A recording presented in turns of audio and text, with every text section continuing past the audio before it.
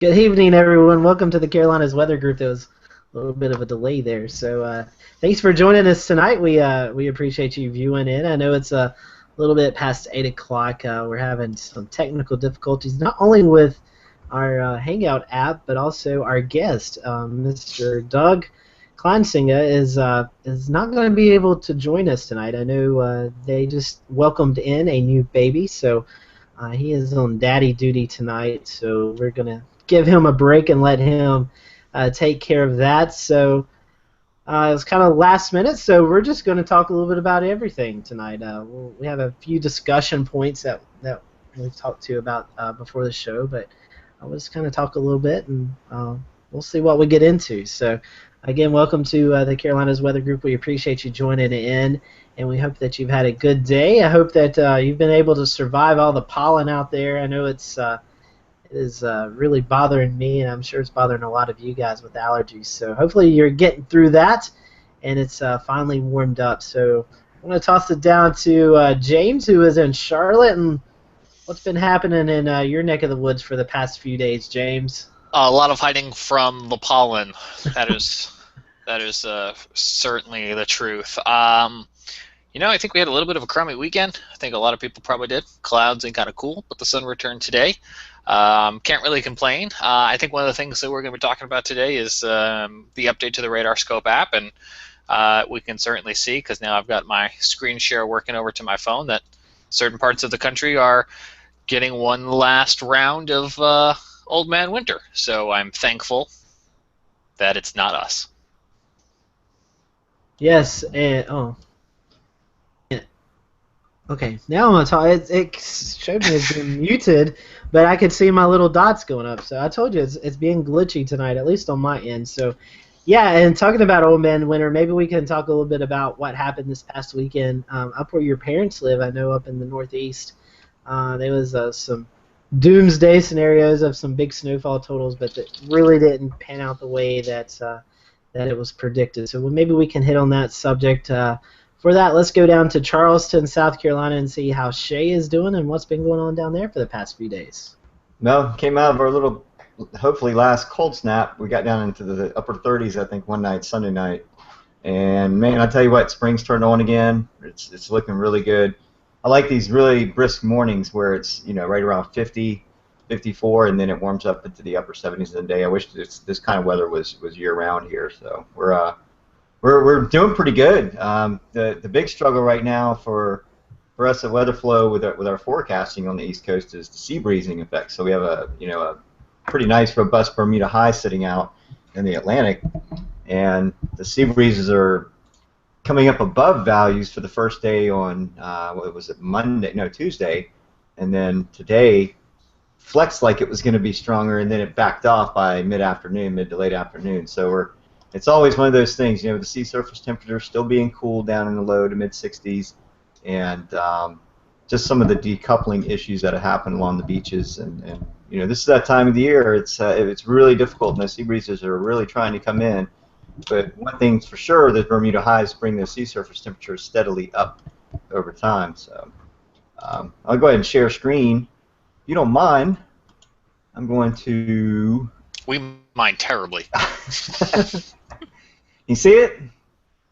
All set. All right, this is the Sport SST sea surface temperature. There's your legend at the bottom. I'm just going to push loop on this and let it run. And this goes back, I think it goes back to the beginning of the month. Just does a daily loop from March 4th all the way to today's date. And you can see that warmer water sort of trying to creep up, and then it gets pushed back down again just recently by that cold snap. And then we start to see these surges kind of fill into the coastline and fill over those cooler shelf waters off the Gulf Stream. One of our really cool things that happens this time of the year is that the cannonball jellyfish, sometimes fishermen can gauge it on what types of fish come in, like right after cobia arrive. When the first pompano is caught, that's a sign that waters are hitting 70 degrees plus. So the cannonball jellyfish looks like, hold on, let me see here if I can find. It's a blog I did. I usually do a blog every year, and I put the word out for people to give me the sort of the, hey, we're seeing the cannonballs back on the beach again. and that means that the water surface temperatures are nearing 70 degrees. That's what they really like. Ideally 73.6. These they're really unique. I mean, this is nature's way of telling us when the sea surface temperature actually meets a certain degree. So you're looking at 68 to 73 degrees or 75 degrees when these things arrive. They're only, if you like sushi, they are sushi grade, and they're only allowed. It's really unique. They're only allowed to be harvested in southern Georgia, the United States, to be harvested and shipped to Asia for as a delicacy dish. So, other than just being a visual cue on temperatures, they actually have some sort of only Georgia, huh? Yeah, exactly. Let's So, pick the state with the smallest Atlantic coastline. it's probably for the better. You know, you can't harvest too many. But they come up from northern Florida, and they just sort of hang along the Gulf Stream, and they're pretty good swimmers actually. You don't see.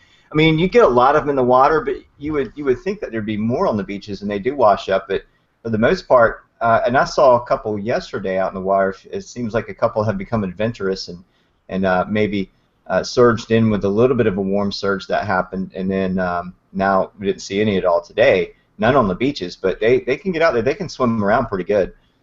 They don't sting, so you can pick them up and throw them. But you know, when we're going through marine layering and having its effects on winds on the beach with the sea breezing, where your beaches might be 9 miles an hour, and then the harbor screaming at 20 miles an hour, just 200 yards over from the outer beach, then that, you know, when you see these coming in, you know, hey, this is about to end, and that way the max potential will reach the beaches. So pretty neat. I thought that was, you know, I always like to look at the Sport SST to show the trends and what's going on with the Gulf Stream. So that's kind of what we're waiting on right now. Our air temperatures steadily coming up. Sea surface temperatures are ahead of schedule. We're at about 64 degrees, and I think last year, let me go back to this, see where we were. We were at March 24th to April 13th, and sea surface temperatures were upper 50s into the upper 50s at that time. So we're ahead of schedule on that, and it wasn't until May of the year before when the sea surface temperatures got to that point. So we're doing pretty good. We're just slowly warming up, enjoying the nice weather, and wish we could have it year round. And just to clarify, you're not advocating for the abuse of jellyfish, picking them up Absolutely and not. throwing them back into the water. Absolutely not. But I mean, when you're out on the water riding back and forth, it's almost unavoidable sometimes. So you feel kind of bad. You're returning them. Shay, I saw something this week, and I wish I had read it more so I could have an educated discussion on it, but I'm going to pick your brain and see if it's something you're familiar with. There was a misconception out there that I think was trying to be corrected. Tell me if my perception on this is wrong, that just because the seawaters are warmer doesn't mean we're going to have a more active hurricane season. Is that something you've seen in your research, that there's a correlation at all between these sea surface temperatures and the amount of tropical activity we get? You know, we had Levi Cowan on a few weeks ago, and he was discussing that very thing. And I have not personally researched that information. I mean, I kind of go with sea surface temperatures as being guidance rather than absolutes. So when you're talking about the North Atlantic Oscillation or the Atlantic multi-decadal oscillation in sea surface temperatures, and when you're gathering data for El Nino and La Nina cycles, it definitely plays a hand in the amount of activity, but your upper shear really is what drives a lot of the, or fends off a lot of the tropical systems from happening. So, you know, that's a good question, you know, and I think we're going to have Levi back on in May, and I'd love to ask him more about that, because... So, I'm sorry to put you on the spot. I was reminded of it as we were looking at your maps there. No, absolutely. Mm-hmm. Data-wise, how did they take the observations way out there in the ocean? Is that satellite-based? Yeah, they use NOAA 18 and 19. I think they used to use NOAA 12, and they've used about 4 different satellites to gather sea surface temperature information, especially for MODIS, and I believe NOAA 18 and 19 are the ones that they mainly lean on now. So our 1 kilometer resolution sea surface temperature that comes straight from NOAA from the raw data, that site is down because the files have been corrupted. It doesn't mean that there's something really bad going on. It just means they've got some things they need to fix, and then we'll have ours back up and running. But I think those sport SSTs are from a 3 kilometer. Let me go back and look just to make sure. I was trying to remember. I have to go It's been back a little here. while since I read the textbooks.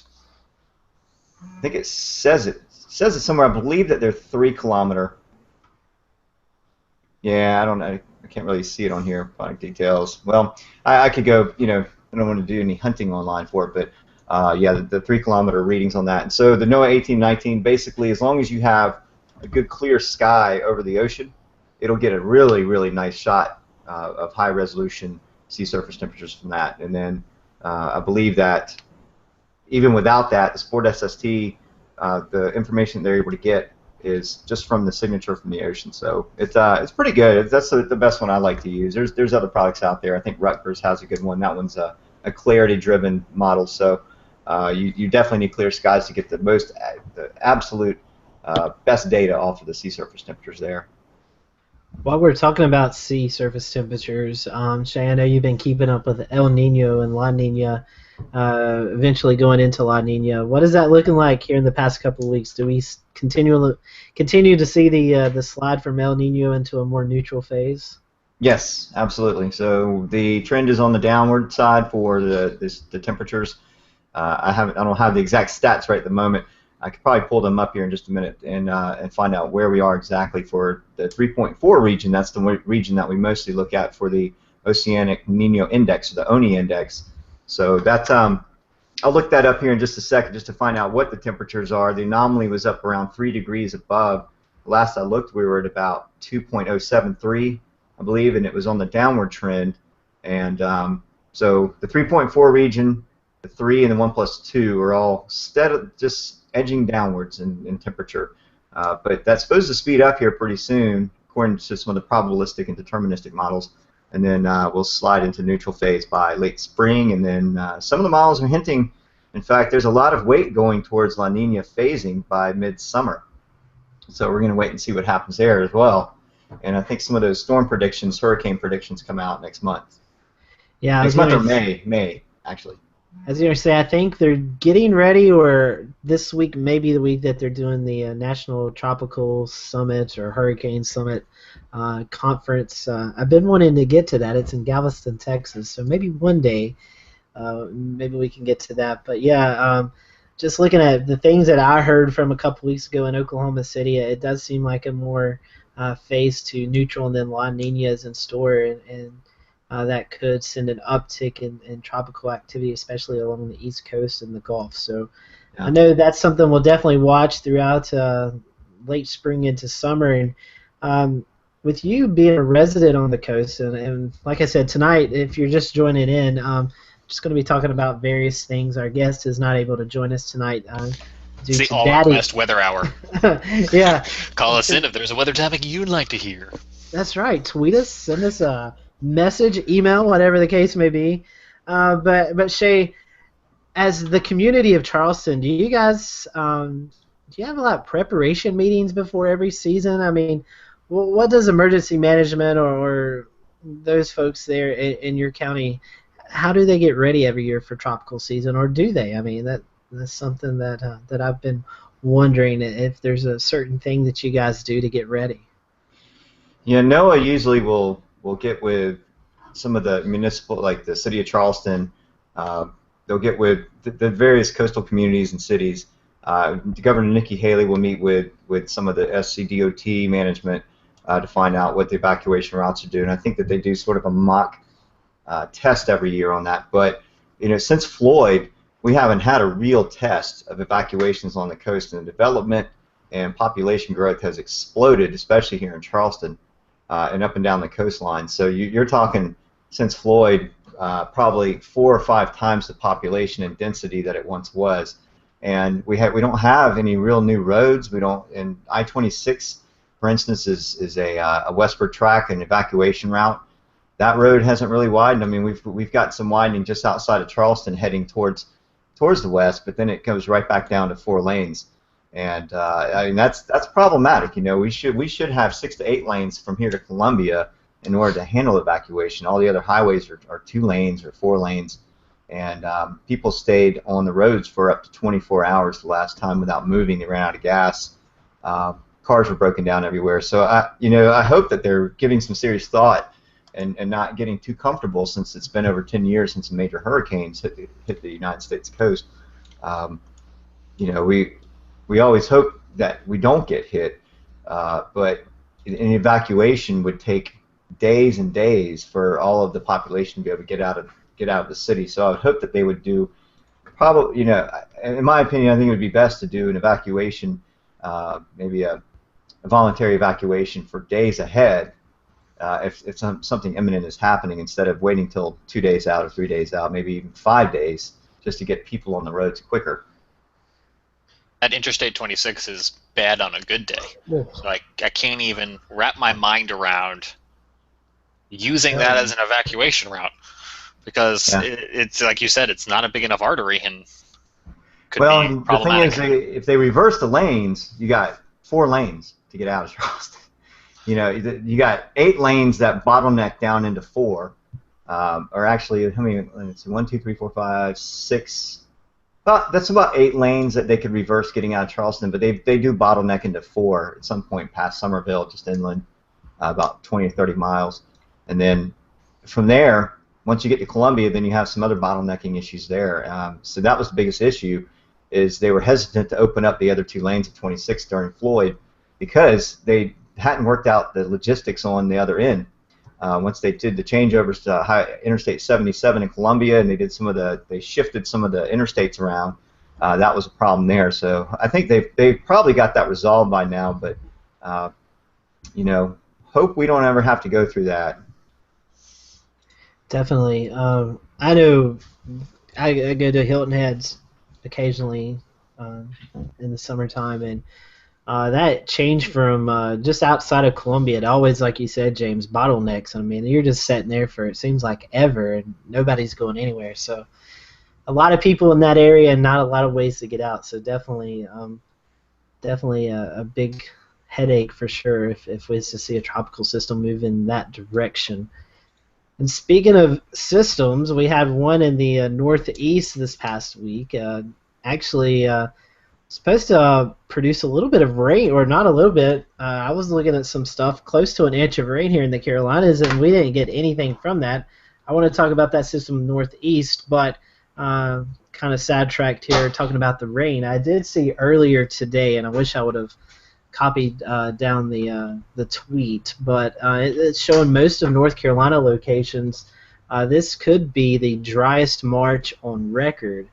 I'm going to pull up this page right here. I'm going to share it with you all, and this is going to show the there we go.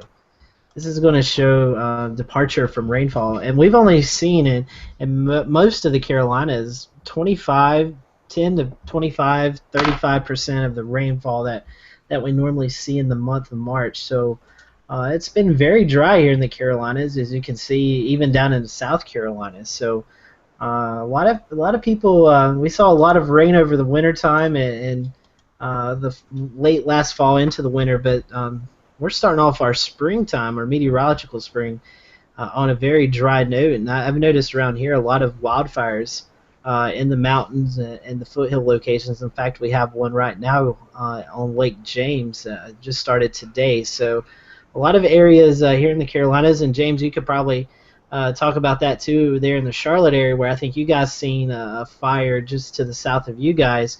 It's been very dry around here in the Carolinas for the past few weeks, so we would welcome, I know we don't want to see rain, but we would welcome some rainfall, because we need it, especially up here in the western part.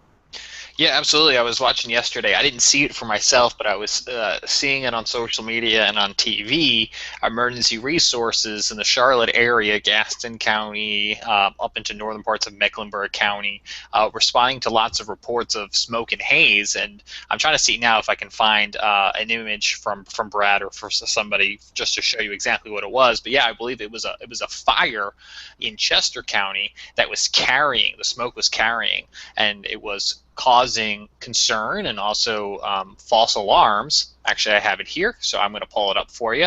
And an emergency response, if you would, across much of the Charlotte area yesterday. So let me screen share this real fast and show this to you.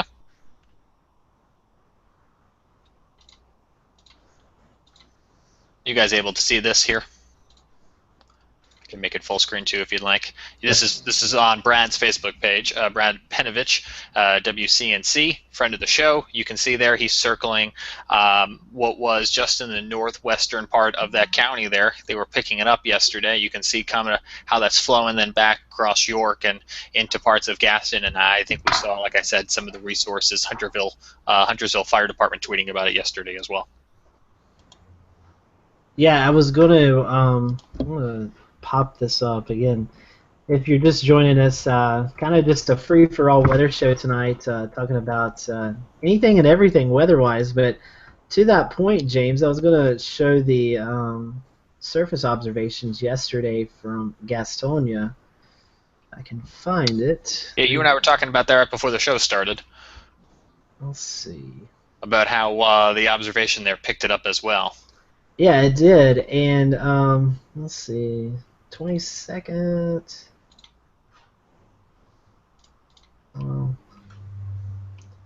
There. Now, where I am in Pineville, looking out my window and stepping outside yesterday, I didn't see it. But as you could see in that last image, it wasn't really coming this way.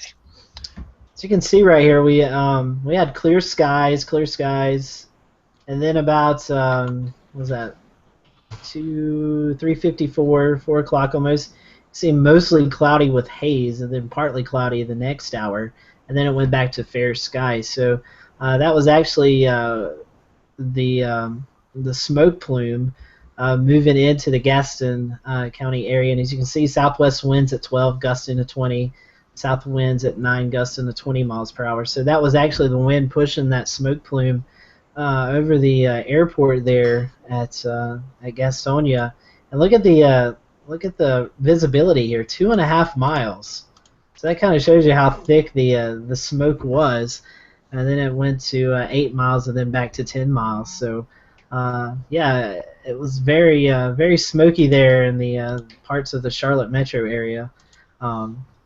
I don't live there, and I know, James, you said you didn't see it, but a lot of reports about smoke all throughout the area.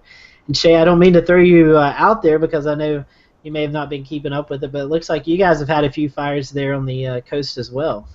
Yeah, mostly ours are prescribed fires, though. They do a lot of this burning this time of the year to thin out the forest and get them ready. So, yeah, it's pretty common this time of the year. What's really neat is watching that smoke. I'm forever a Seabreeze fan, so I like to follow that smoke up and watch where the return flow, which goes out over the ocean.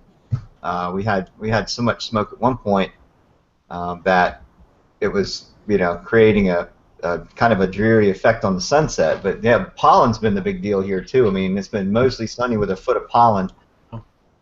Crazy, absolutely. You got just as much accumulation as we did. Yeah. There was one sunset that was just completely pollen driven. It was it's pretty intense. It was that red sun at night, sailor's delight kind of thing. But it was you could just see the haze. You could just see the haze. Like you'd be driving down a long stretch of road and you could just see the haze sitting there. You knew it was pollen. Speaking of fires, I do have today's fire bulletin pulled up, and you can see a good chunk of North Carolina in an elevated risk. Here with the Storm Prediction Center's fire bulletin for today because of the low humidity, the wind, and how dry everything is. Although you can see... Yeah, so, and tomorrow it looks to be... You looking at fire, Scotty, or are you looking back at their other bulletins? There's a huge fire going on in Oklahoma right now, isn't there? And there's something really that actually brings up a very good point. And Brad Panovich, he was showing some gravity waving effects from a huge plume that went up. It's pretty neat. So one of the things we're going to talk about on next week's show is the use of digital media to portray what has conventionally been done for weather on TV. But one of the things we're going to talk about is Facebook Live. This is Val Castor. He is a storm chaser for News 9 out in Oklahoma. And although his feed seems to be blank at the moment, I did see earlier on his feed that that exact fire you were talking about. There's a screen grab of it.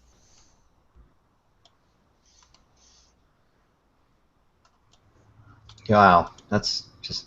He's doing a lot of his storm chasing now, weather chasing, and likewise using Facebook Live. Apparently he's transmitting gray at the moment, but we'll keep an eye on it. Well, you get those, pyrocumulus plumes up there might stave off some of that storm activity. Dries the atmosphere out. And James, you were talking about that. Now it seems like any of the pages, speaking of Facebook, you're able to do those live Facebook videos. I think that's something that I really enjoy seeing. I think from a weather perspective, I think that's going to do a lot of neat things. A lot of viewers kind of see behind the scenes things in the TV station and maybe out on the road as they're chasing. So I really like that, and it kind of gives you just a different aspect of presenting the weather. So I'm a big fan of that. And by the way, I've had to turn my camera off. I'm having some bandwidth issues at the moment. So for me to not hear everybody breaking in and out, I had to turn the camera off. So, but I'm still here. I can hear you guys and see you guys. I'm looking through some of Valcaster's other videos here, just to kind of roll back the tape, if you will, and kind of show you. And I'm going to screen share now. Apologize, looking off to my second monitor, where you can see essentially what these do look like when he is transmitting. It's much like you would almost now see on the Weather Channel or on some other show, or the dash cam footage, except for he's taking his smartphone and he's sticking it up and broadcasting it live and raw to the world. This has been happening for a little while now on storm chase websites, but this really brings it into the public domain, which does help raise awareness. But like we always talk about too, when we're putting out this information to the public, we need to make sure the public understands what it is that they're looking at and consuming.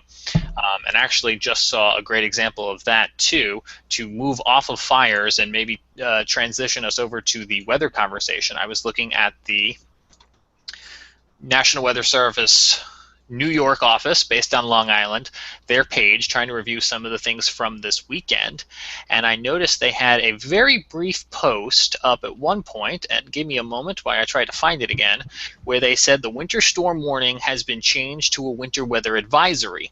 And somebody wrote in, what does that mean? Here it is here. A winter weather advisory has replaced the winter storm warning for eastern sections of the area. What does this mean? Are we getting more snow? And you'll notice, actually, that the Weather Service did not write back, which would have been a great opportunity for them to answer that question. Because even note on a National Weather Service page where you would think your audience is mostly going to be weather people, the general public's coming across it as well. So it kind of adds to that responsibility of, okay, if we're going to do social media, we need to do social media right.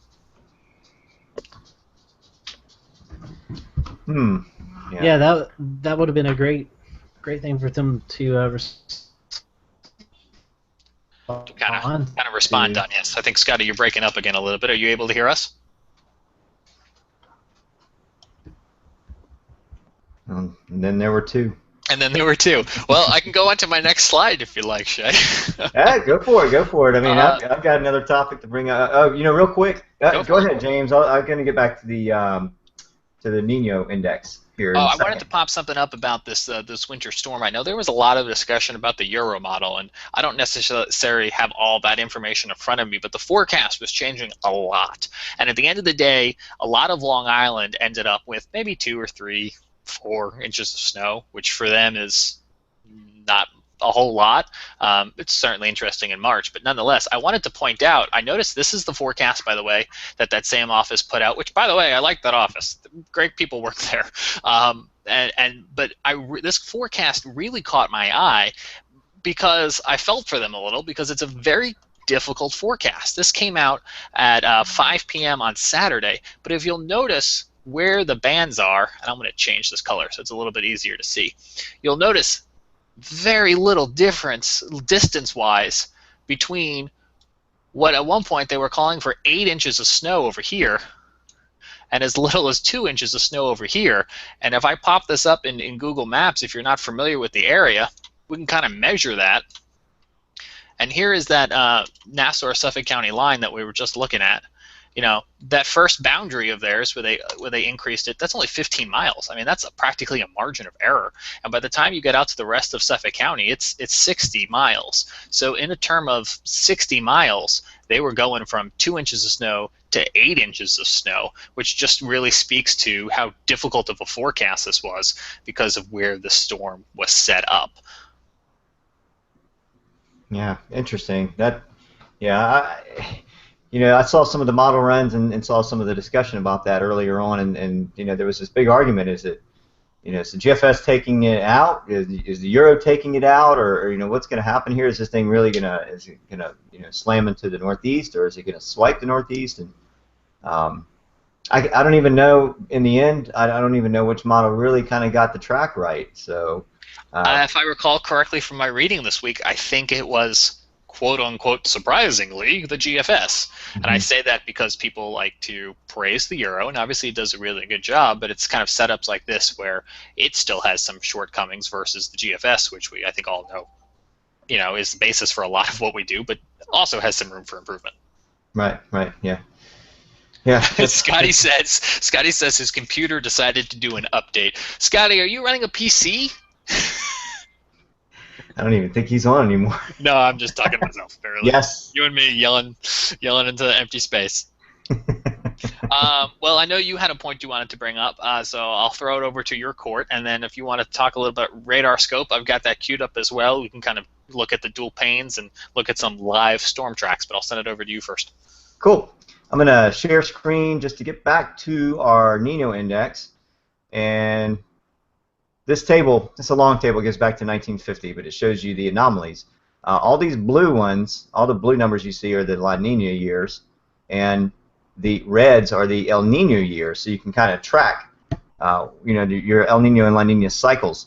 And it takes, now remember, it takes 0.5 degrees Celsius of surface temperature on the water to change the actual phasing. So if you're neutral, you're between 0.5 and negative 0.5. So you have about 1 degree there to work with on a neutral phase. And then as soon as you go below minus 0.5 down into the negatives, then that becomes La Nina phase. So here we are, we're still in El Nino. The last index was 2.2, and if we go to the actual, let me go to the actual table. What did I do with it? Here we go. Okay, cool. So here's our Nino regions broken down one by one. You see Nino 4 is at 1.4 degrees Celsius.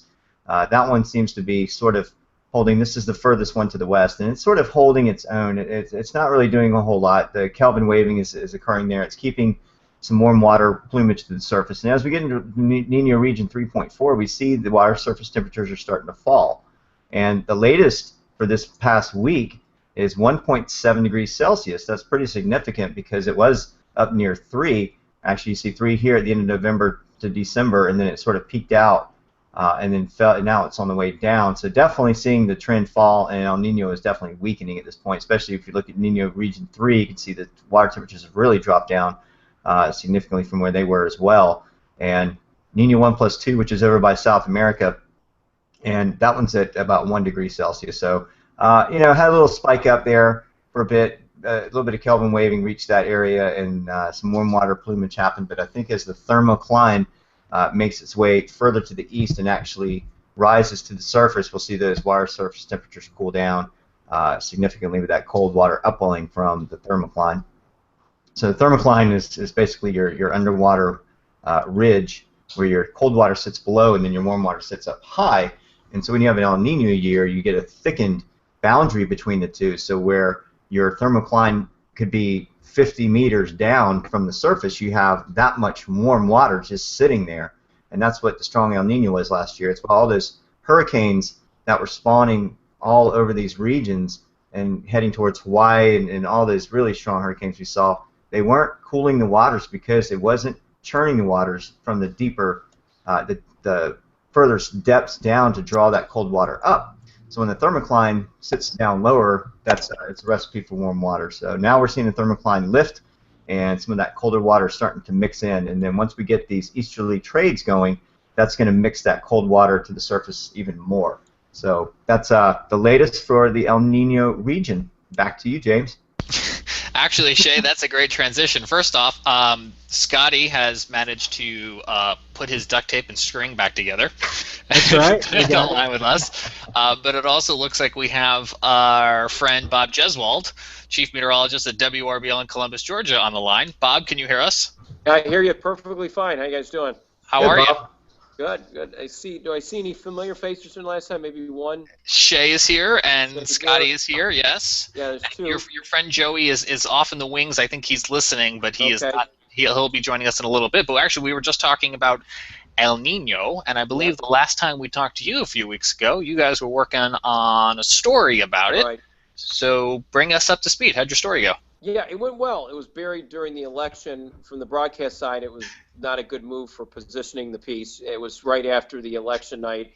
And Tell us how you really feel, Bob. And it's how they buried it as the last story in the newscast after the election results. So it was like, okay, all that work done for nothing. But it ran in the morning show, which is good. I got another little play on it.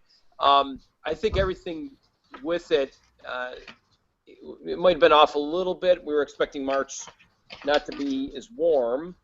And based on what we were looking at, the computer models, and really from the National Climate Data Center and everybody else looking at it to be more on the cooler side by virtue of a little bit more rain. Now, we had a couple of storms, and yeah, the warm weather certainly put a kink in that with a high-pressure building.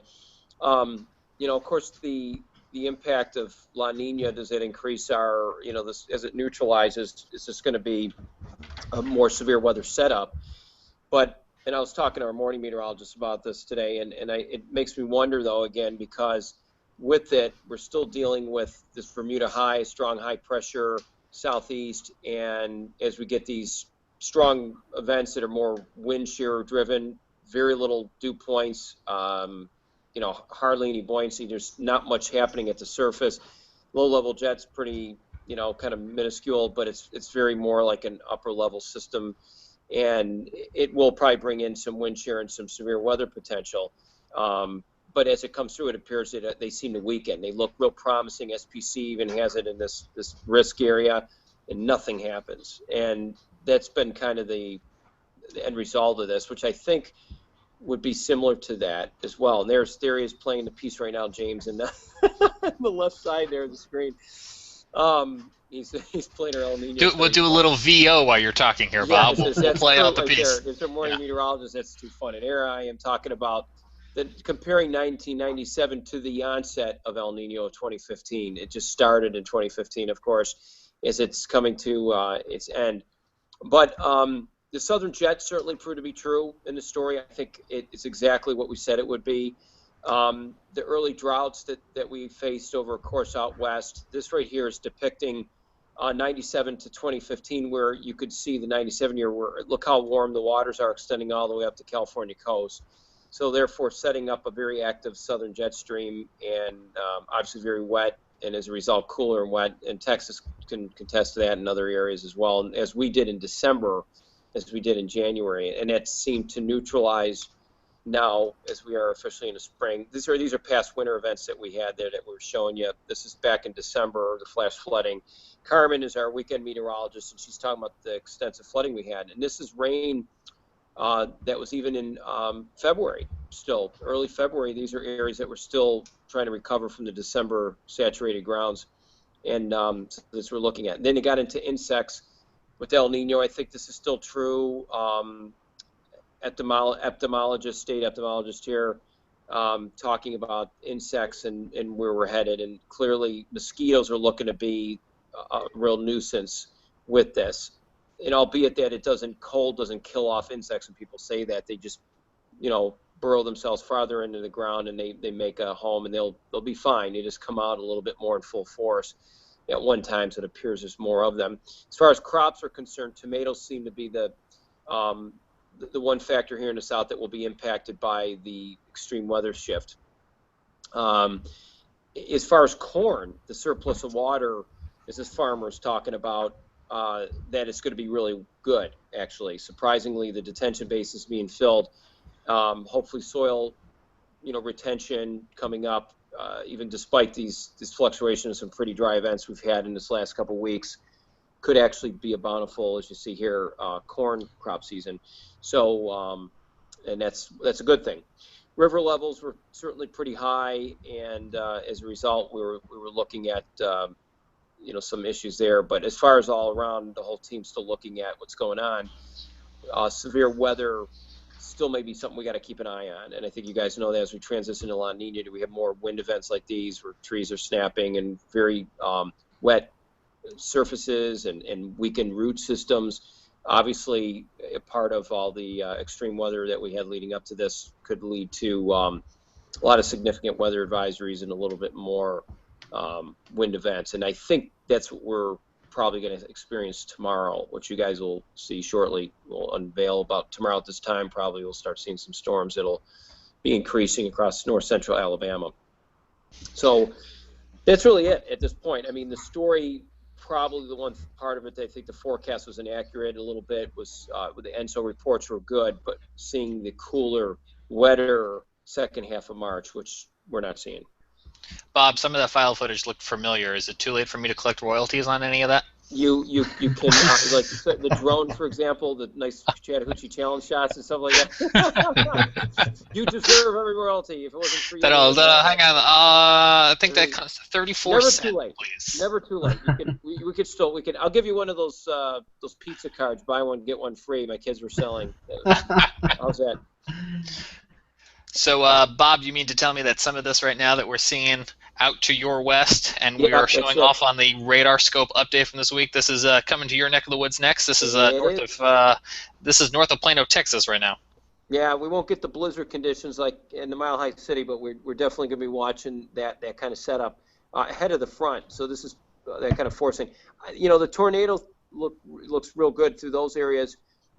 Being so close to the upper level low, but I think the good portion of the upper portion of the low pressure system should be far enough north. Now, what's going to happen, the same front, again, this would bode well with the forecast with El Nino, as it lags when it comes into the southeast region, and I've seen this before, that it stalls, the system stalls over the North Gulf, and in the Gulf of Mexico develops another surface low, and that surface low begins to lift back up is warm front, and that's what we're going to have to keep an eye on. And Scotty has this permanent smile on his face. I can see as the system. I was just looking at that, going, either Scotty really likes what you're talking about, or he is frozen. He's really enjoying it, but then I started thinking, wait a minute, he's frozen. He should just make that his profile picture. I mean, that's good. But how's it going?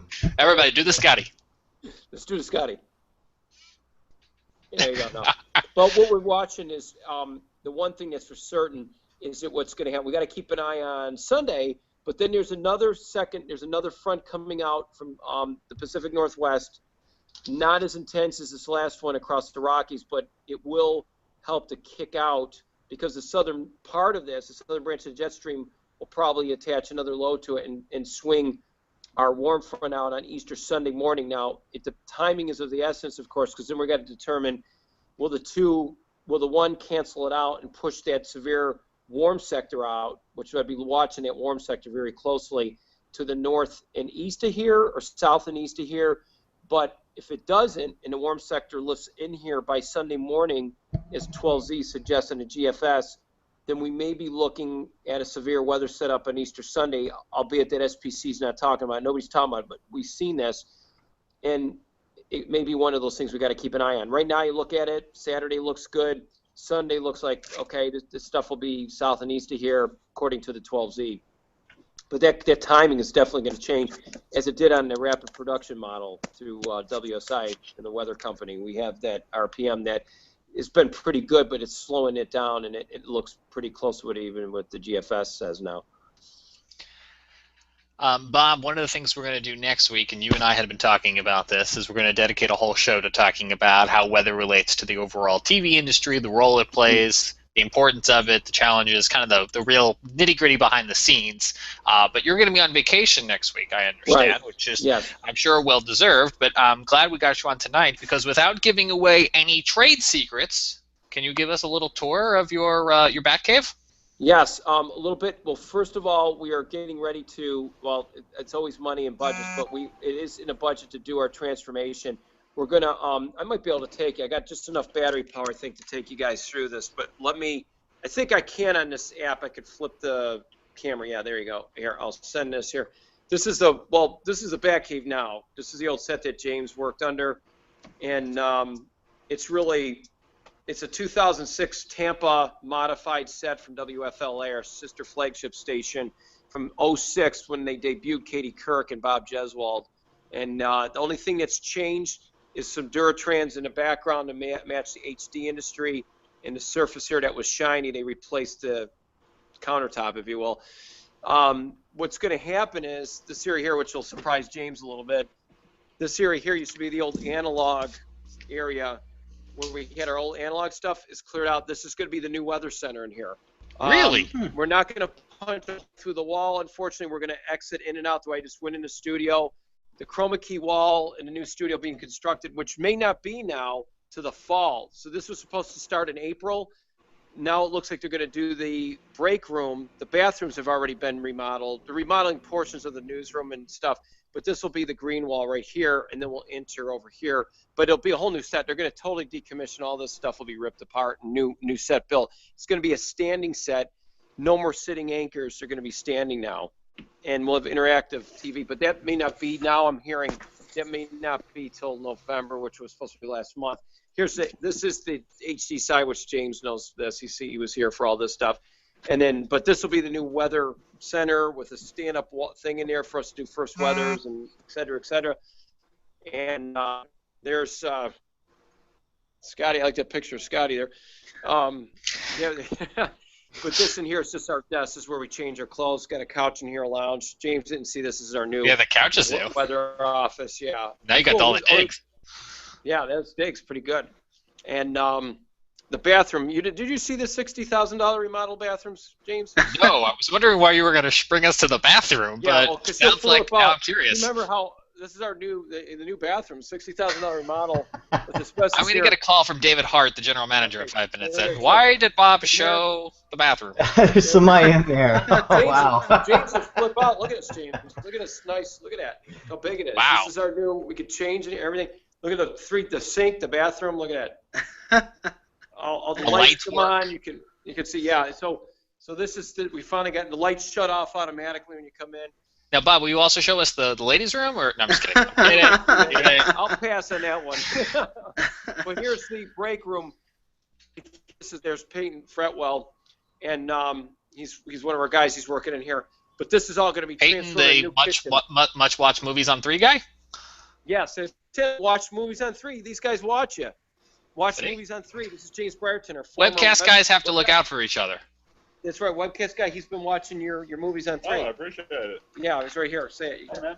Yeah. Cool. Yeah, he's a creative guy. Creative. He's real good. So him and Chris do that, and then so that's it. And then the wall, the newsroom down here. There's the sports office, and then we're gonna do the newsroom's been sort of redone. They did this little dirt thing on the wall, but that's gonna change, and then we'll go from there. But that's it. Savannah Kid's in the corner. There's Teresa. You guys know her.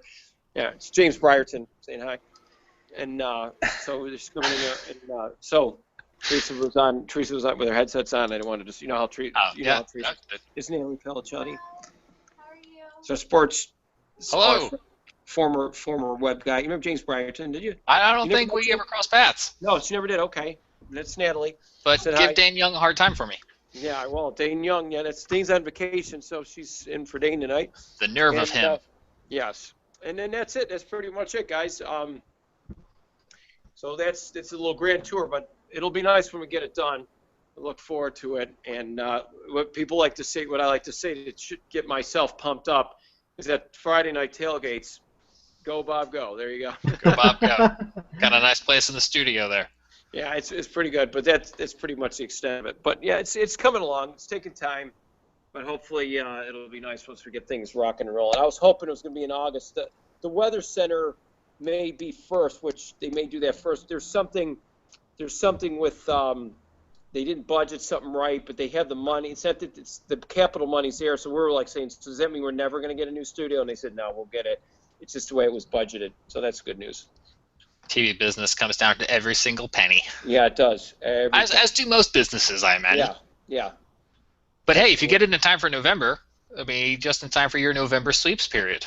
That's right. That's right. Which is TV jargon for giving away what little amount of your personal life is left. Yeah. Yes. So that that's right. James you can knows do that. some spectacular reporting and get lots of viewership and lots of eyes, lots of ratings, and then they can sell the commercials for more money. That's the end game, right, guys? Exactly.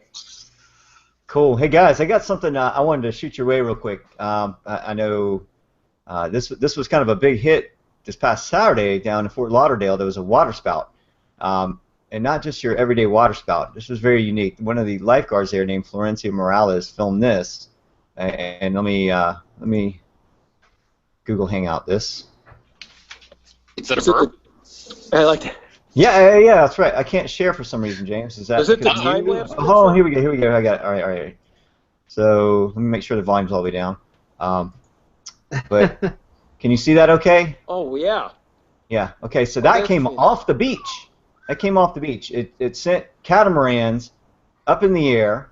Of course, they have trampolines, so Hobie Cats are they're going to get airborne and anything Yeah. 50 miles an hour. There's a jump castle at the same beach last year that went up in the air. Some kids Yeah. got hurt. I was just thinking about that video. Yeah. So the lifeguards are saying that this is an area very prone to it. I did a little video clip for a friend of mine that runs the Florida Kitesurfing Association, and he's real big into safety and talking about storms and squalls and spouts and everything. And I gave kind of a synopsis, but I was looking at the buildings and seeing where some of these outflow eddies may occur that would cause this type of vorticity to begin in the first place, because the tornado, the TOR values weren't that high. I mean, they were 2.5, I think. The SRH was 80. We usually look for 150 to 250. I mean, there wasn't really cumuliform cells either. This was a full line of thunderstorms that came through, and they were from the southwest to the northeast. So this spout is heading off to the northeast at this time. Wow. But that was actually classified as a water spout by the Miami office, even though it came from land first, and by rule that would be a tornado to a water spout. Usually it's the other way around, where the water spout came ashore last year to hit that jump castle. That would be a water spout that hopped on the land, but then it dissipated. But this one actually, I mean, look at the size of that thing. I was just going to ask you, are there any estimates on how big that base is? I went back and did a full level 2 analysis on the GR level 2, and I tell you, I tried to light up the volume and look at the rotation, and I really couldn't get much but a couple of blobs of vapor out of this thing and a couple of taps on the water. So, nothing, unless someone has some level 2 archiving guru type, someone that really knows how to work that stuff. I think I tossed it to the North Carolina Storm Chaser group. I didn't hear anything back. But and that's fine, but that looks more like a funnel cloud surface rotation to me rather than a full-on water spout. I mean, that thing, look at the damage it's done down there to those catamarans, and there's just all this damage done. There's a kiteboarder actually he sat down there in that little nook and held on to his kite. He didn't know what the heck was going on, because nobody was expecting that. I wonder where all the people are. They ran. Which is good, because when you look at that video from last year, they didn't run. At least a lot of them. There's a lot of people, for whatever reason, the thing snuck up on them. Yeah, that's right. Yeah, in fact, people were laughing because they thought it was kind of funny, and then they saw the jump castle go in the air, and they didn't think, for once, that there might be some kids in there. Yeah. I can certainly see how it looked funny to an average person, but when you got a bunch of children around, I mean, that was just pretty bad. I mean, that thing, it lasted a good 8-9 minutes and headed off slowly to the northeast.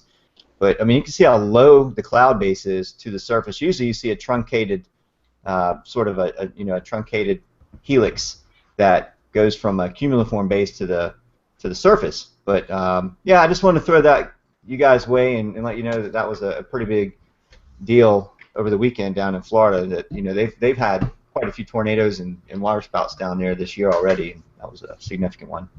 Impressive video. Excuse me.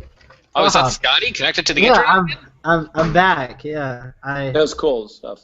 I went to my phone and stuff, so I think we're good, maybe at least for the next 5 minutes or so until Uverse decides to go down again. I need to check and see if there's an outage in my area, but and you guys may have already talked about this, so please forgive me if I'm asking a question that's already been asked. But You were talking about El Nino, Bob, in the special that you did. With you guys being so close to the Gulf and even with some Atlantic influence, what is your thoughts maybe for the hurricane season coming up for your area? Are you guys kind of a little concerned about that? It does seem when we go into a neutral to a La Nina stage, it does kick up the activity along the Atlantic basin. So what is your early thoughts on that? Only because of the upper level winds will support it perhaps a little bit more. But we're looking at some of the polar vorticity acting up, but not maybe somehow deepening down here a little bit. So if it doesn't make it towards the south and east and is not as strong or pronounced, then upper level wind shear wouldn't be an issue. Therefore, high pressure building, south and east and mid-Atlantic oscillation continues and it gets a little stronger. It could have an impact. You're right, in Caribbean, and the international tropical convergence zone would be prone to get caught up in its southern circulation, and that could direct or redirect, a lot of any kind of cyclone or any kind of tropical cyclone to steer it down into the open waters there, and that's what we worry about, like the Gulf of Mexico, and it has in the past. So I think it's very much. I would be shocked that this tropical Atlantic hurricane season becomes a dud again for us. I would think it's going to be a little bit more of a ramp up, maybe seeing them extend a little bit farther west than they did last season. And again, a lot of that is perspective too. How many make landfall and hit the U.S., then it makes everybody think differently. Like Irene did that one year, coming up and then getting it even into Maine and parts of New England getting just inundated with rain and flash flooding. But if it doesn't, then it doesn't become a headline. It appears, well, it wasn't a bad tropical storm year, but really it has been pretty relaxed, at least for us, as far into the Gulf, into the Southern Caribbean. So I mean, I think it's going to change, and that's what a lot of them are thinking. But again, until those forecasts come out, until Gray's come out, until AccuWeather's and now the weather company and WSI has their version for the weather company, and we'll soon find out, and NOAA, of course. But it'll be interesting. I don't know if Dr. Klotzbach is still doing it at Colorado's now. I'm not sure, unless it's going to be Gray. I'm not sure who's doing it yet. I thought he kind of relinquished that to him after he retired, but we'll have to see. But they are saying that, and typically in past years we've seen that too. We've seen coming into that transition La Nina, and that's what I kept saying about the speculation, does it become more severe? Do we get a severe April, May, when May is typically a lot drier? But high pressure wave is really going to be a big factor. Mm-hmm. And Bob, I did a thing on that. I think I sent that to you. But let me I think share this. You sent it on Twitter, didn't you, or something? I think. I may have, yeah. I think I posted on Twitter, but I think this type of Bermuda high setup is maybe what you're talking about, where we have this ridge axis that just goes all the way down, all the way across into the Gulf, and that's just a steering mechanism, surface high, or even mid-level highs for that matter over this area. Sure. They'll right across, right through these islands. So that's definitely there. And then I think, let me see. The other thing I was wanting to show you was, let me try to figure this out. The sea surface temperature anomaly, and we talked with Levi Cowan the other week here, and he was talking about how the sea surface temperatures in the tropical Atlantic were below normal, and they're above normal here up along the northeastern United States. So the North Atlantic, the NOA, North Atlantic oscillation is actually in positive phase versus negative phase. So the Gulf right now is really just kind of slowly filling in. You can see the plume there. So you still have cooler waters along that area, and everything's just sort of and it's only March right now. So a lot of changes still to come. You got that right. And you have high pressure aloft, which is that perfect cap to set up any warm low cyclone, circulation rate, boom, over it. So it'd be pretty conducive for those areas, even south, to have that. But yeah, when it extends that far over into Bermuda, and that's going to be that'll be definitely a case. But that would be it's something to look for. I wouldn't get relaxed. People saying, hey, this is going to be another no-brainer. But it depends upon how much of those fronts do interact with it, and how much how strong that high becomes too. And if you said like mid layer, it certainly will impact it as well too. Right. with upper level wind support or lack thereof, which would help development. I think we'll have to really watch for homegrown systems here and here. Yeah, and that those, too. those are typical spots. Especially if you get high pressure here. Mm-hmm. Then you get Rex blocks set up. And even over Yeah. this Rex block here, and we already had our first storm of the year, and that was a complete Rex block set up all the way across the Atlantic. That's what kept that thing spinning. That's right. So, And watch Easter Sunday if you pull that up. It's not the exact same, but it's similar. It's a little bit far south, but you're right. That type of Rex block and what we are forecasting with this, these fronts stalling out when it engages high pressure, and then the same front lifting back up as a warm front. Now we're talking about that warm sector and what's developing on the tail end of that, which is typical.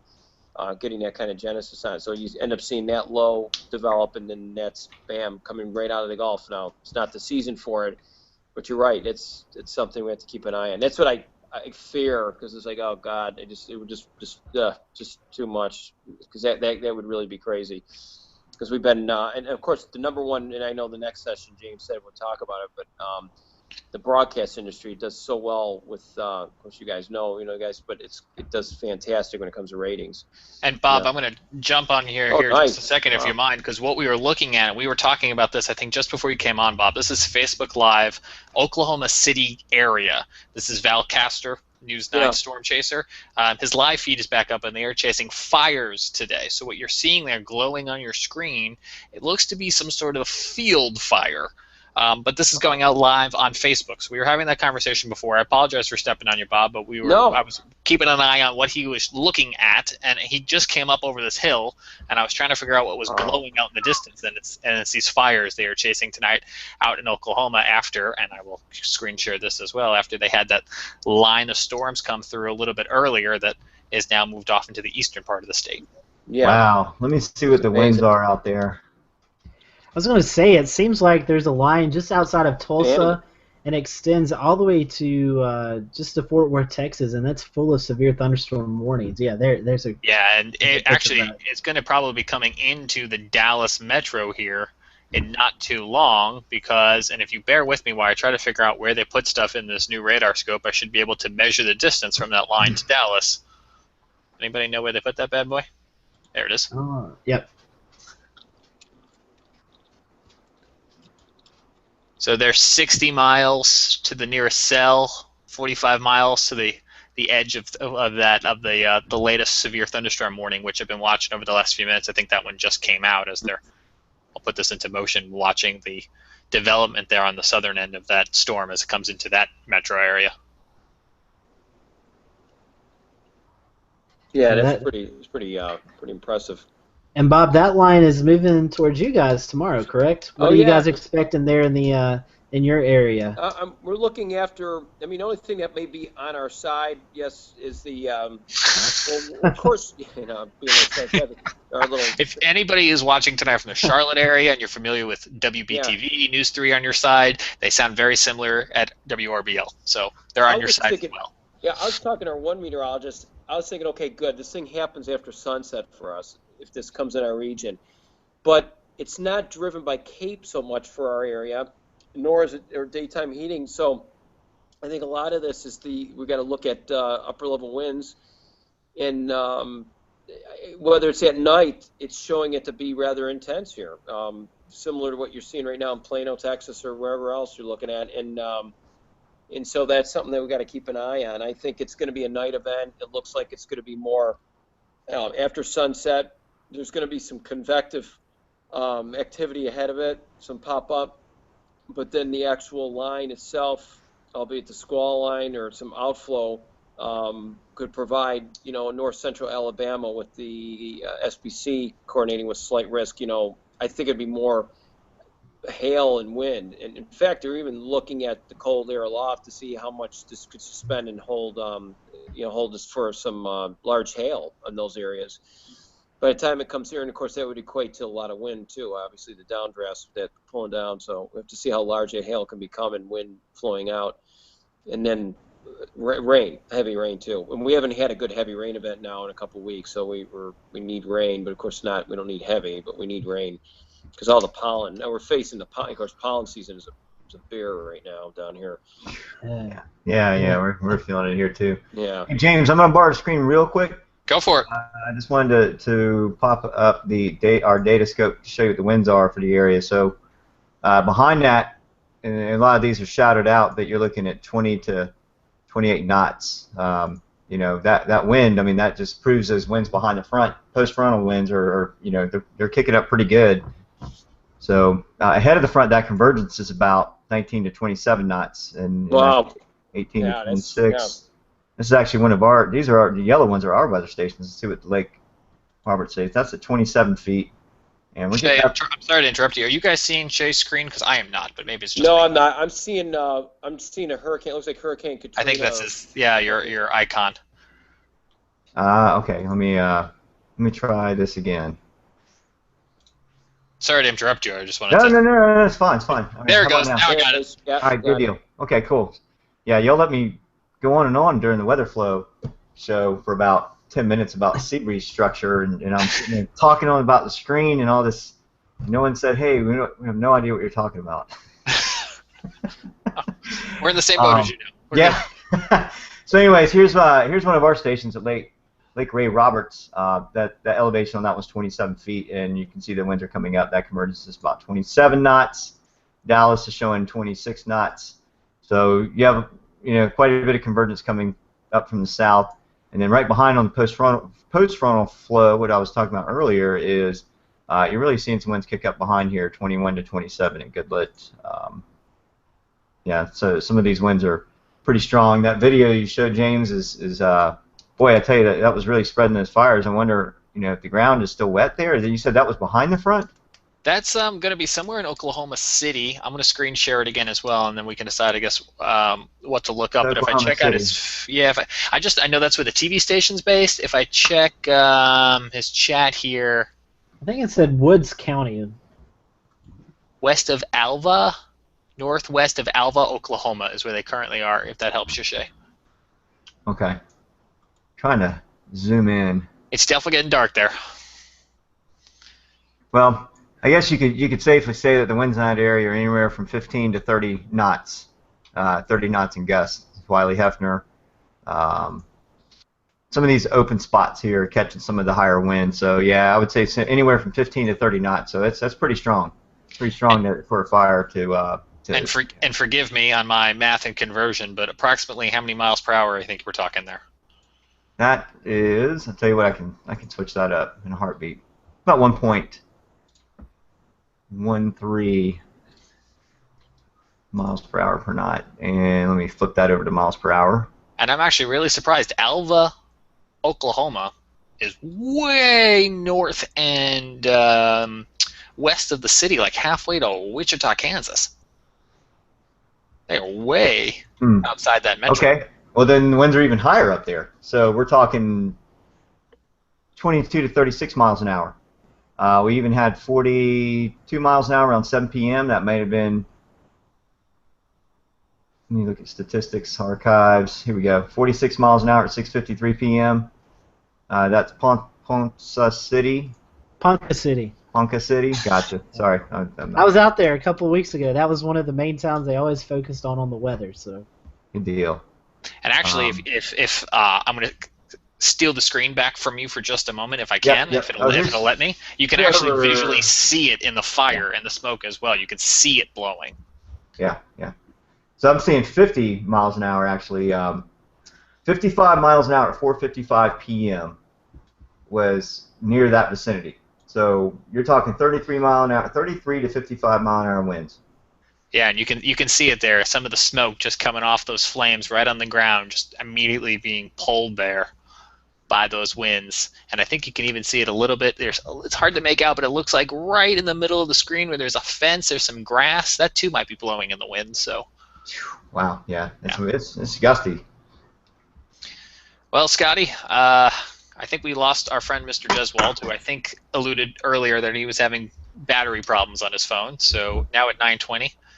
We'll hand the keys of the car back over to you, I guess. Good technology stuff. All right. Well, we'll conclude this show tonight.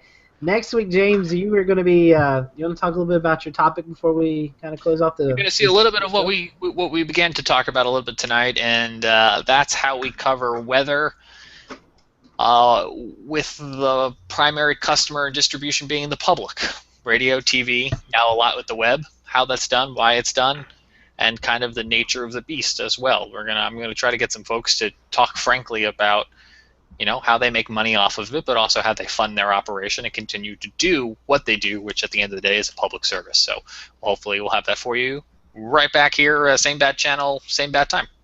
Yeah, and we'll have guests next week. We'll have guests, and we'll have everybody back with us. So I see Joey has finally popped in, and he's muted. Go ahead, Joey. Joey, did you finish your homework? Actually, we have not finished our homework, but we are on the last paragraph of our essay. We are on the closing paragraph. We had to completely delete everything and had to start over. Oh man. Which is what we're going to do with this show right now. Welcome to the Carolina Weather Group. I'm James. That's Scotty. That's Jay. That's Joey. We can do an entire show on the reasons why Jacob would choose hydroelectric energy over chemical energy. There we go. Let's get it booked. What's the main reason? Less pollution. Less is a safer form of energy, and the cost was overall less. Now, Joey, do you believe that? The fourth grader said it. It has to be true. If this train was ever on the tracks, it is now off the tracks. Off the tracks. It is. It is. Joey, do you have a rant tonight before we kind of close off? You haven't done a rant in a long time. Talk to us about the radar scope. You shared a interesting article written by Weather Decision Technology, and also Nate Johnson, our friend, also did a little blog about it. Let's make that our closing topic tonight, so we can at least hear a little bit from you tonight. All right. Well, that's a subject of mine that. Well, hold on. My first rant is I had to go back to an iPhone 4, so radar scope barely works. Okay, that's my first. Wait, it didn't work. So you went to the 4, or you're on the 4 and it didn't? I'm on the 4, so now it hardly works. Okay. My iPhone 5 broke, and I found an iPhone 4 for $48. So I thought $48, right? Why not? Right, cheap. 4 is not that much worse than a 5. Yeah, it's $1. Well, according to Apple in their new update, they are downsizing the phones once again. So small phones are cool again. That's right. But anyway, hopefully my wife will decide to get a new phone and I can get a hand-me-down. That's how I always get my phones. But anyway, so yeah, Radar Scope decided that they would, with their new update, which has a lot of cool features. I think you guys talked about some of them tonight. But one of the features they didn't add that a lot of people had asked for was customizable color tables. Radar Scope said no. We feel like our radars are shared with the public, and therefore we want them to be uniform across everybody's social media pages or wherever they happen to share it. So they didn't want you to share a page that showed, or you to share a radar scope screen that had 50 DZBs at bright pink, where somebody else's at 30 DZBs were at a bright pink. And they didn't want to confuse the public, which we've discussed in the show numerous times is a big problem in the weather community, where one person has a radar that has different colors or different warnings with different colors, and there's just a lot of confusion. And Radar Scope took the stand on saying that they're going to stay uniform, and they don't want anybody changing the color palettes so that so anybody would get confused in the public. So I agree with them. I also think that everybody, I think across all media outlets, we should have some sort of uniform warning colors, things like that, even more so than say the radar color tables. But that's just my opinion. I'm one that says we do this job for the public. If we confuse the public, it's just not. We're not doing our job. So, Now I agree with you. I do believe that it should be a set criteria. And I had some opposition, and I could see their points too, where you take time to make your own color profile and color table profile and stuff like that. But when it comes to radar scope, which I can't remember what the statistic was, but I think it's like 80% um, of the downloads are used by someone in this weather enterprise, either it be public or private sector.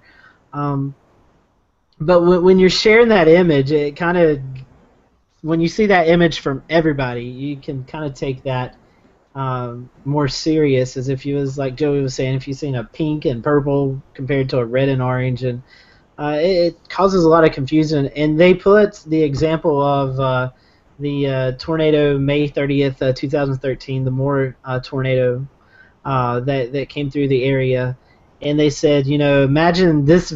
They showed that screenshot, and they showed numerous tweets from that screenshot. And they said, now imagine if this screenshot was in different colors and how that would confuse the people that tornado was coming towards. And that kind of just clarified it for me. It's like, that's a good point. So like Joey said, we're here for the safety of everyone and trying to get them out of harm's way. And I think they stood out and in a good way by keeping it that they're going to have a standard profile, which I agree with. Again, and this has been an issue not only with TV stations, but even some of the National Weather Service offices throughout the country are using different color profiles for warnings and watches, and where I think we could come back again to it's all about communication and social science, and we should have a set criteria. A watch, severe thunderstorm watch, should be this color for everybody, and not just for certain areas throughout the country. So,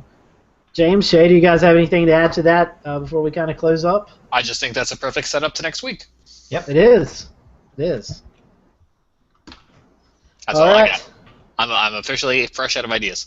All right, Shay. I figured it out. All right. It is a short wave. That's off the southeast North Carolina coast. Oh, what you were showing us right before the show? Yeah, because I didn't even think about it, but I took pictures off the beach. I could see the cloud line, visibly see the troughing off of Charleston. And our sea breeze died as a result because that return flow got interrupted in the upper atmosphere. So I'm tracking it now, and I'm seeing the same trends in Oak Island, North Carolina, and off our coast at Winyah Bay, where they both took dives in their winds. So I'm not losing my mind. So just that's it. That's it.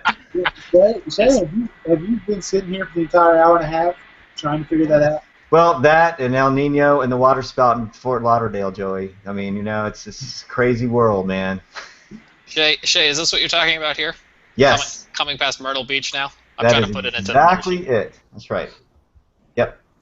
There you are. Ladies and gentlemen, that's what's been Shay's been rattling his brain on for 90 minutes. I would say that has really been bothering him ever since the show started. So. Well, now that I'm looking at it, it is kind of crazy looking. It's not typical. I mean, I pulled it up on my radar app, and it has a little more depth to it, but it's not coming up on GRE at all. And here's what I see. Let me share a screen here on our data scope, and we're getting the radar signature here and here. But I did see the cloud line earlier. I did see the higher cloud tops way off in the distance, off to the northeast, and here you can see in the graph after about 3 p.m., 3:30. You see the winds really just took a dive, and it was a nice healthy sea breeze going on, nice perfect circulation. Even the wind directions didn't really change that much. It was a little bit of a veering to the west-southwest, but even when they returned to the south-southwest, the winds were still down. So the return flow from the sea breezing the circulations were complete and everything was going. The winds were up. Charleston winds were up. North of the harbor, the winds were not up. And it was like, what is going on here? And so I started hunting, and I looked at the SPC mesoanalysis and was like, man, there's something going on. And I came over the bridge heading towards the beach, and I could see the cloud line. I said, man, there's something going on out there. And yeah, it's been eating at me. And now I've gotten to the bottom of it, and I'm going to do a blog, and that'll be that. And if you, too, see a strange cloud in the sky, you can tweet at WeatherflowCHAS. He will get you your radar analysis in 90 minutes or less. Otherwise, your next one is free. Well, when you send people to the beach with their kite gear and they're expecting wind, you kind of have to say, all right, I found out why. Oh, well, I just had a flashback of Tommy Boy sitting on the middle of the lake and not moving. Nice. And now, Good scene. now, Good he's, scene. now he's yelling at Shay for screwing up the forecast. all right, guys. Well, we will reconvene the next Wednesday and we'll talk about Inside the Weather Center. I'm really excited about that show. Also, I'm very excited about what James has lined up. I'm really intrigued by all of that. So, looking forward to it. And then we start off April with Severe Weather Month, and I have several different topics to talk about that. Let me grab my notepad. Overwarning is on April the 6th. We're going to be talking about do we overwarn sometimes, the National Weather Service, and how that affects people. Piedmont Troughing on April 13th. And then we're going to be talking about corporate America and how they prepare for severe weather on April the 20th. And April 27th, right now, looks to be like we're going to be talking about the Dallas tornadoes from back near Christmas with Casa Radars and hopefully Rick Mitchell from the NBC affiliate out in Dallas. Then after that, what are we talking about on the 6th? Is it Rip Currents, Shay? Is that what we said? Rip Currents, yes. I think I've got National Weather Service Miami and Melbourne possibly joining in with us on that, and I'm working on the Charleston WFO as well, so we'll have some coastal connections. Yes, Rip Currents as we all head out to the beach. Then that next week we're going to have Cheryl Nelson on with us, and she's going to talk to us about how we should be prepared for the upcoming not only severe weather but hurricanes and earthquakes and everything else. So fun-filled next several weeks in store for us here at the Carolinas Weather Group. I promise you there probably won't be another show like this where we're just babbling on for about 90 minutes for the next several weeks because I think our guests are all ready to go. So anyways, thanks for joining us tonight. Hope that you've stuck with us throughout this time, and we'll see you next week. We hope you all have a great week and have a very happy Easter. Hasta luego.